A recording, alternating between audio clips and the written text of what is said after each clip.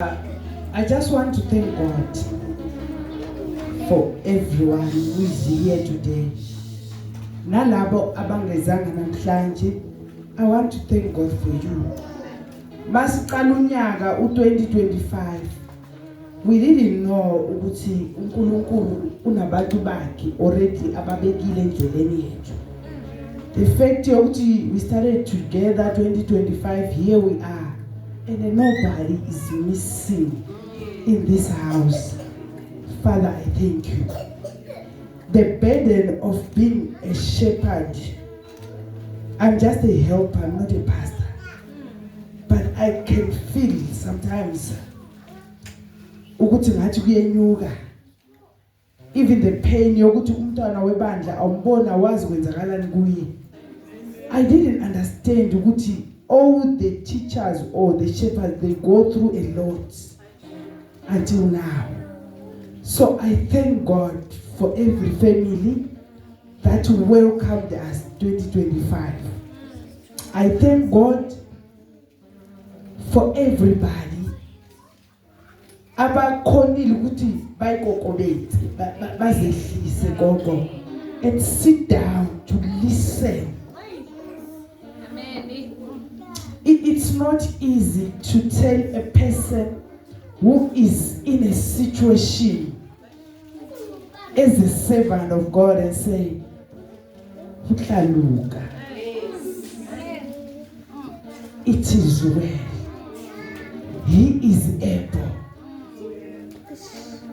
I thank God for all the challenges that we have faced together as a ministry. Because I believe those challenges have driven us to seek God more. Ngoba umntwana makanenkinga ngizotshela ukuthi it is well. But kusala ngizibuza ukuthi uNkulunkulu manje uthini ngendaba yakhe. So I thank this God who is wonderful and faithful. For He has never failed us. I want to thank Abo Mama for trusting us with their children. Abantu basile ngaphandle la. Abafundisi bakhohlakele ngaphandle la. But in this house, the mothers were so comfortable. When we call mhlawumbe mama ngicela uNelisha azedlini. Mama ngicela uPula ngimthatha noma kunini. At some point I could leave Pula alone with the baby to home. But Mama, not even a glass or a spoon is broken or missing. So I thank God for trusting us with your child. As much as Yena, she is growing, we are cooler overrides. I want to thank God for our youth. Asingenanga ku first page, asibonanga sitrenda njengebandla. We thank God for their behaviors in 2025. But if umntwana ahamba ayokuhlaza ngaphandle ihlazo libhlungu. But we thank God for you, my youth. I thank God for you. As we are heading to 2026, may the good Lord strengthen you. uNkulunkulu abonakale in your situations. Now I want to thank God for the life of my son. 2025, it was a hectic year for me. I want to thank God for He has preserved Baba Mashi for me.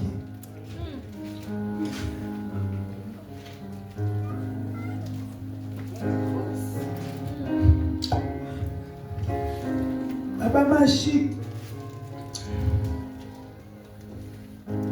it's my cousin. What do you call him? Ndanaga Antoine. So when my aunt was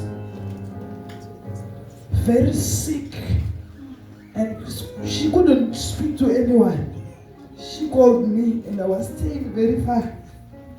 She said to me, "I know you are very young.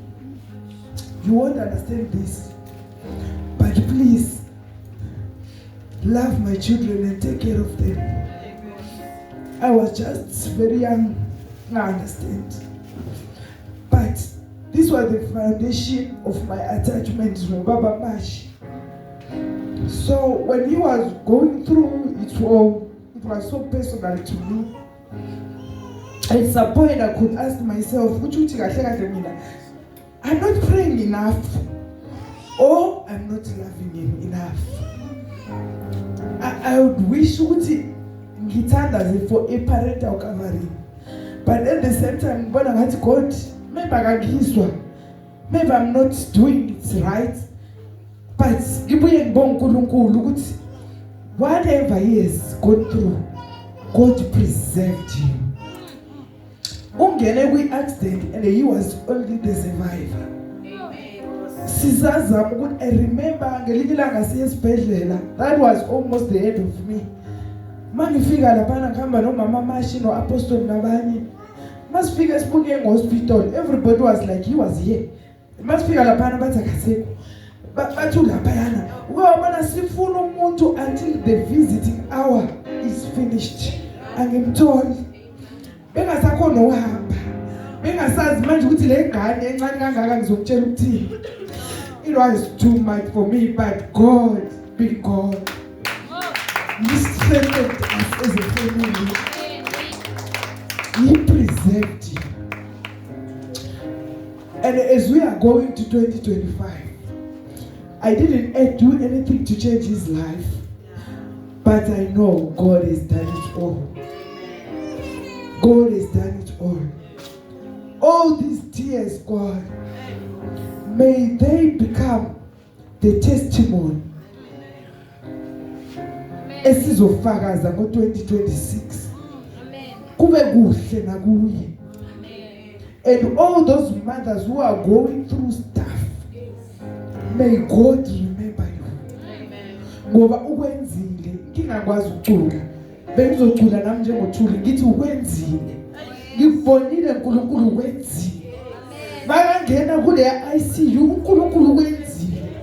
Makuphuma kule accident ngithola i-steering kuphela, imoto ayikho, akuna peace, ukwenzile uNkulunkulu. So I thank God, for He is faithful. I want to thank God for abantwana bami. I want to thank God for Pastor T. I thank God for bringing Pastor T in my life. He is a brother. He is a friend at some point. He is a great mentor. Sometimes life always has ups and downs. The fact you're good, at least I have somebody. No matter sometimes I don't tell him. The fact you're good, sometimes I ask.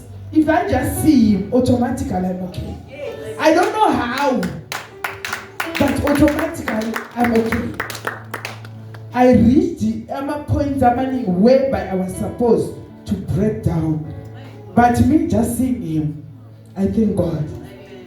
Even for the children, he's a great teacher. Lastly, I want to thank all the elders, the mothers, for praying for the church. Here we are.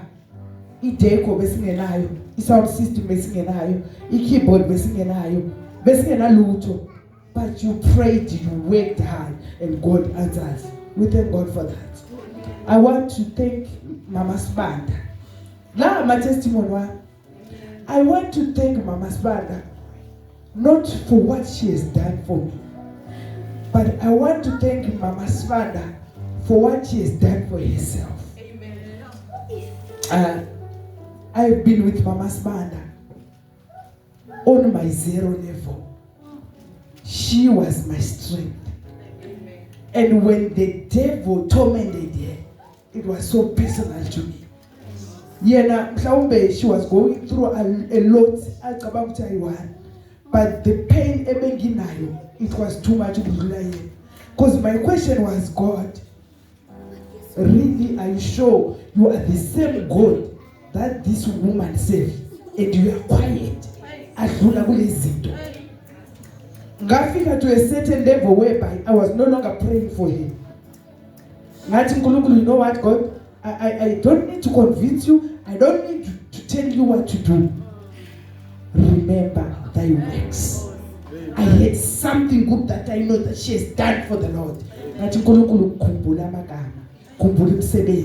khumbula inhliziyo yakhe. And I thank God, Mama, for restoration.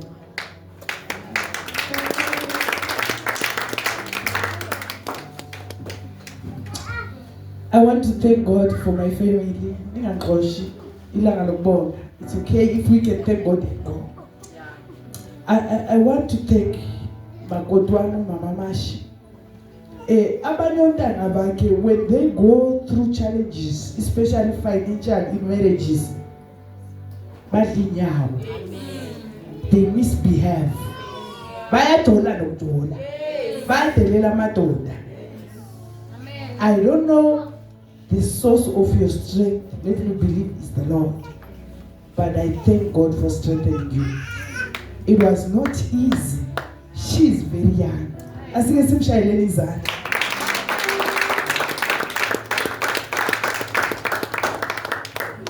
To all our youth have redeemed nabanye.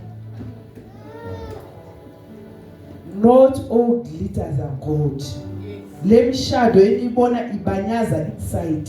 The reality is different. Learn from others and build your life. Build your life. I said build your life. Hallelujah. Then I want to thank my father, Apostle. I want to thank God for his life. I want to thank God for the strength. I want to thank God for this friendship esinayo. 2025 uze waphela angayitholi impama. Hayi ngoba ngamoshi, but he is a good teacher. Nambe kunendlela zami ezingacaci ukukhuluma noma kanjani, but he is a good teacher. He worked so hard, I think over time, to try to build this character in me. Ungifundise ukuhlonipha umuntu and to appreciate people regardless. So I want to thank him. He always reminds me ukuthi ngingubani. He taught me to love everybody. He taught me to thank God for everything. It can be the storms of life. It can be the fires of life. It can be the good things of life. He taught me to thank God for it. Hallelujah. So this is my testimony to me. We thank God for Uple Vudi Place. He is still here. Hey, the Lord has taken us this far. So it's not easy to raise our teenagers. Our sister redeem. Sikijimesa kijim 2025. But God is faithful. Here we are. May God remember you. May God bless you. uNkulunkulu anenzele kahle. Ngimithanda lonke. Ngilifisela konke okuhle. Masukume Pastor Buhle. We thank God for you. We have been journeying together and we are still going together. This is my heart to you. May God remember you. At some point I can pray ukuthi uNkulunkulu bayenzele ukuthi, but ngithanda ukuthi ngithi God, you know. uNkulunkulu wazi kangcono and wenza kangcono kunami. uNkulunkulu anenzele kahle. We love you guys. I love the church. Truly, siyabonga.